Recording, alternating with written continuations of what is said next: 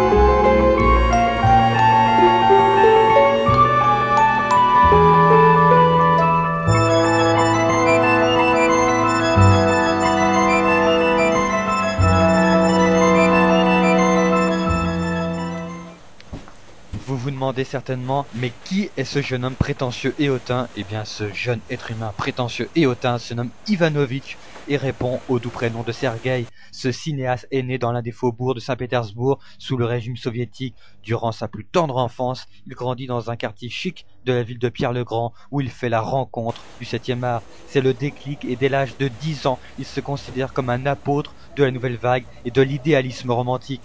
Compatriote de Sokourov, Tarkovsky et Kanevsky, il est comme eux à la fois opposé et très hostile au rationalisme de saint Thomas et à la logique du libéralisme. À 15 ans, il réalise son premier court-métrage, désormais aujourd'hui introuvable, intitulé « On a retrouvé Kafka dans le jardin ». 2 ans plus tard, il devient le réalisateur officiel du Parti communiste russe et réhabilite le festival de Moscou où il sert la soupe à la nomenclatura de l'époque.